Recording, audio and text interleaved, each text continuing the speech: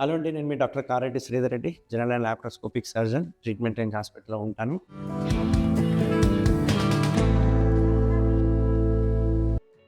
ఈ కింద అంటే మోషన్ పోయే ద్వారం దగ్గర మనకు రక్తం పడ్డా, నొప్పి అయినా, లేకపోతే చీము గారుతా ఉన్నా ప్రతిదానికి సర్జరీ ఏమి అవసరం పడదు. ఎవరికి సర్జరీ అవసరం పడతదని ఆఫ్టర్ ఎగ్జామినేషన్ చేసిన తర్వాత వాళ్ళ గ్రేడింగ్‌ని బట్టి మనం సర్జరీ చెప్తూ ఉంటాం. ఒకవేళ పైల్స్ మొత్తం బయటికొచ్చినాయి సర్జరీ కంపల్సరీ. ఒకవేళ ఫిస్టులా ఓపెన్ అయిపోయింది, చీము గారుతుంది సర్జరీ కంపల్సరీ. ఒకవేళ చీము గడ్డ వచ్చింది, పగల్లేదు, విపరీతమైన నొప్పి ఉంది సర్జరీ కంపల్సరీ. బట్ మోషన్‌లో రక్తం పడ్డ వెంటనే సర్జరీ చేయాల్సిన అవసరం లేదు. అసలు ఎలా పడ్డది? ఎందుకు పడ్డది? ఏం సింప్టమ్స్‌తో పడ్డదనేది ఇంపార్టెంట్. ఇప్పుడు మోషన్‌లో ఒకవేళ చాలా మందికి రక్తం పడుతుంటది. అప్పుడప్పుడు హార్డ్ మోషన్ పోయినప్పుడు సడెన్‌గా రక్తం పడుతుంటది. ఏదో ఒక్కసారి పడ్డది. ఒకసారి పడ్డది మిగతా టైంలో మీరెప్పుడు అబ్జర్వ్ చేయలేదు. అట్లాంటప్పుడు సర్జరీ అవసరం లేదు. ఇట్లా రక్తం పడ్డా, లేకపోతే ఒక రోజు ఏదో నైట్ ఫుడ్ బాగా తీసుకున్నారు, ఆల్కహాల్ తీసుకున్నారు. నెక్స్ట్ డే రాగానే మోషన్ హార్డ్ అయిపోయింది. మోషన్ హార్డ్ అయిపోయే వరకు విపరీతమైన మంట నొప్పి, ఓ 2 చుక్కల రక్తం కూడా పడ్డది. ఏం హైరాణ పడాల్సిన అవసరం లేదు. 2, 3 చుక్కలు పడి హార్డ్ మోషన్ పోయి ఏమంటారు ఆ మంట, నొప్పి ఉండే వరకు మనకు భయమేస్తది. అరే! ఏమో అయిపోయింది, లోపల నుంచి రక్తం వచ్చింది, నాకు క్యాన్సర్ వచ్చిందేమో. ఎందుకంటే గూగుల్ వెతకగానే అది క్యాన్సర్ అని చెప్పేస్తది. బ్లడ్‌లో మోషన్ అనగానే క్యాన్సర్ అని చెప్పేస్తది. సో, అట్లాంటి భయపడాల్సిన అవసరం లేదు.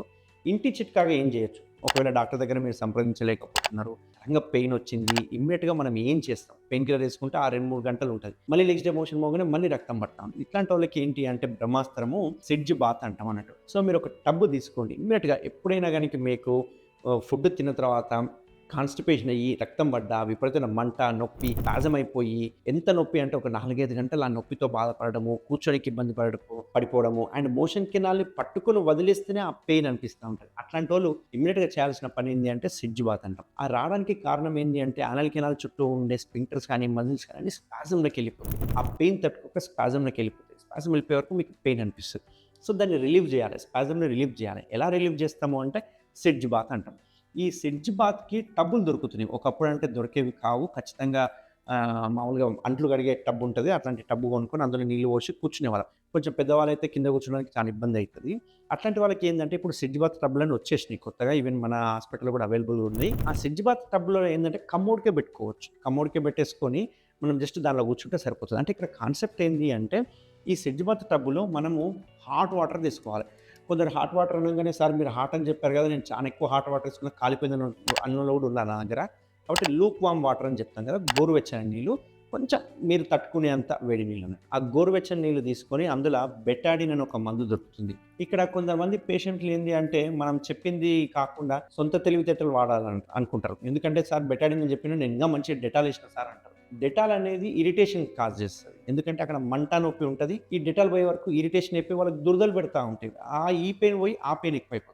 కాబట్టి అందులో బెటాడిన్ ఎయాలి. ఎందుకంటే అందులో కెమికల్స్ ఏమి ఉండవు బెటాడిన్‌లో. సో, బెటాడిన్ ఒక 2, 3 చెంచాలు ఏసేసి అందులో కూర్చోవడం. కొంతమంది ఏంది బట్టలతో కూర్చున్న వాళ్ళు కూడా ఉన్నారు. కాబట్టి ఇక్కడ బట్టలు ఇప్పి కూర్చోవాలని అందుకే చెప్తున్నాను. ఆ కూర్చున్న తర్వాత ఒట్టిగా కూర్చొని ఏదో ఎళ్ళిపోవడం కాదు 5, 10 నిమిషాలు. 5, 10 నిమిషాలు కూర్చొని మోషన్ పోయేటప్పుడు ఎలా అయితే పట్టుకొని వదులుతున్నామో అలా పట్టుకొని వదలాలి. అప్పుడే ఆ మోషన్ లోపల అంటే ఆ కెనాల్ లోపలికి వేడి నీళ్ళు పోయి ఆ ఏరియా అంతా శుభ్రం అయిపోయి కొంచెం మజిల్స్ రిలాక్స్. ఇక్కడ వాటర్ ఎందుకేసాము? ఆ స్పాజమ్ అయిపోయిన మజిల్స్ అంతా రిలాక్స్ అవ్వడానికి. ఇందులో బెటాడిన్ ఎందుకేసాము? ఆ ఏరియాలో ఏదైనా మోషన్ అంటుకుంటే అది విపరీతమైన నొప్పి, మంట చేస్తది కాబట్టి ఒక యాంటీసెప్టిక్ లోషన్‌గా ఉపయోగపడుతుంది. సో, ఈ 2 ఎయడానికి అది రీజన్ అన్నట్టు. సో, ఇది ఎయడం వల్ల ఏమైతుందంటే మంచిగా మజిల్స్ రిలాక్స్ అయిపోతే నెక్స్ట్ డే మోషన్ ఫ్రీ ఎళ్ళిపోతది. కొంచెం నొప్పి తగ్గుతాది. దానికి మనము ఏదైనా ఈ సిడ్జ్ బాత్ చేయంగా కొంచెం మంచి వాటర్‌తో శుభ్రం చేసుకొని ఆయింట్‌మెంట్స్ ఉంటాయి మనకి. టాపికల్ అనస్థెటిక్ ఆయింట్‌మెంట్స్ అంటాం. ఆ ఆయింట్‌మెంట్స్ అప్లై చేసుకుంటే ఈ ఎపిసోడ్ నుంచి తప్పించుకోవచ్చు. ఇదంతా టెంపరరీ. ఇదేదో పర్మనెంట్ సొల్యూషన్ కాదు. అప్పటికప్పుడు హోమ్ చిట్కా కింద మనం ఇది ఉపయోగించుకోవచ్చు అన్నట్టు. కొందరికి బెటాడిన్ పడదు. ఎందుకంటే ఆ మందేసినప్పుడు కూడా ఇరిటేషన్ వచ్చేవాళ్ళు కూడా కొందరున్నారు. అట్లాంటి వాళ్ళకి నేనేం చెప్తానంటే రాళ్ళ ఉప్పు ఏయమని చెప్తాను. కొంచెం ఒక 2 చెంచాల రాళ్ళ ఉప్పు వేసి చేసుకొని కూర్చుంటే సరిపోతుంది. So, sitz bath and ointments and మరీ మోషన్ హార్డ్‌గా వస్తుందంటే అలాగే ముక్కకండి. ముక్కి పోయడం వల్ల ఏమవుతుందంటే ఇంకా ఎక్కువ కట్ అయిపోతుంది. ఇంకా ఎక్కువ బ్లీడ్ వస్తుంది. ఇంకా ఎక్కువ పెయిన్ వస్తది. కాబట్టి మనం ఒక లాక్సేటివ్స్ అనే సిరప్స్ దొరుకుతాయి కాబట్టి మార్కెట్‌లో కొన్ని లాక్సేటివ్ సిరప్స్ తీసుకొని అవి వాడుకోవడం వల్ల లూజ్ మోషన్ వెళ్ళిపోతది. లూజ్ మోషన్ వెళ్ళిపోయిందంటే ఆ ప్రాబ్లమ్ సాల్వ్ అయిపోతుంది. సో, ఎవరికైనా 1 ఆర్ 2 ఎపిసోడ్స్ వచ్చి మీరు దూరంగా ఉన్నారు, చూయించుకోలేని దూరంగా ఉన్నారు, ఇమ్మీడియేట్‌గా చిట్కాలు కావాలంటే ఈ సిడ్జ్ బాత్ అనేది చాలా మంచి ట్రీట్మెంట్. దీన్ని పాటిస్తే గనక మీకు ఆ నొప్పి, ఆ మంట ఇవన్నీ తగ్గిపోతాయి. Thank you very much.